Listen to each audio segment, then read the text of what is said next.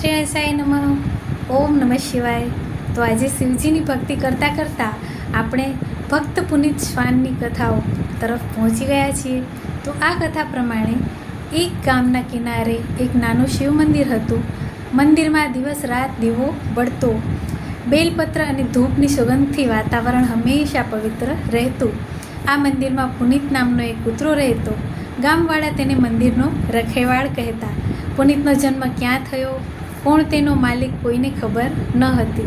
પરંતુ એ કૂતરો તો રોજ સવાર સાંજ શિવલિંગ પાસે બેસી રહેતો. જ્યારે પૂજારી અભિષેક કરતા તે શાંતિથી બાજુમાં સૂઈ જતો. પૂજા પૂરી થાય પછી પૂજારીના હાથમાંથી પ્રસાદ લેતો અને મંદિરનો ચક્કર મારી અને દરવાજા પર બેસી જતો, જાણે કોઈ સૈનિક દ્વાર રક્ષા કરી રહ્યો હોય એવી જ રીતે.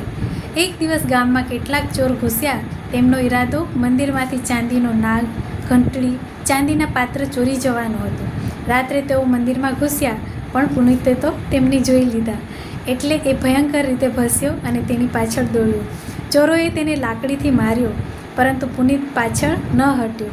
આખરે તેણે મંદિરમાંથી કશું લઈ જવા પામ્યા નહીં. ભલે પુનિતનું શરીર ઘાયલ થયું, છતાં તે બીજા દિવસે મંદિરના દ્વાર પર હાજર રહ્યો. થોડા સમયમાં જ તેનો અંત આવી ગયો.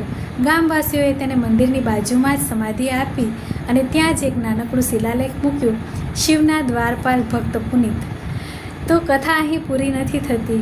ગામના વડીલો કહે છે કે પૂનમની રાત્રે મંદિરની પરિક્રમામાં એક સફેદ કૂતરો દેખાય છે, શાંતિથી શિવલિંગ સામે બેસેલો, જેમ પુનિત બેસતો. લોકો માનતા કે શિવજીને સેવા કરનાર કોઈ પણ જીવો પછી તે મનુષ્ય હોય કે પ્રાણી ભક્તિથી મુક્તિ પામે છે. આના ઉપરથી શિખામણ મળે છે કે ભગવાનની સેવા માટે જાતિ, સ્વરૂપ કે રૂપ મહત્ત્વનું નથી. સાચો ભાવ અને નિષ્ઠા જ ભક્તિને અમર બનાવે છે. તો આ હતી આજની કથા. હર હર મહાદેવ.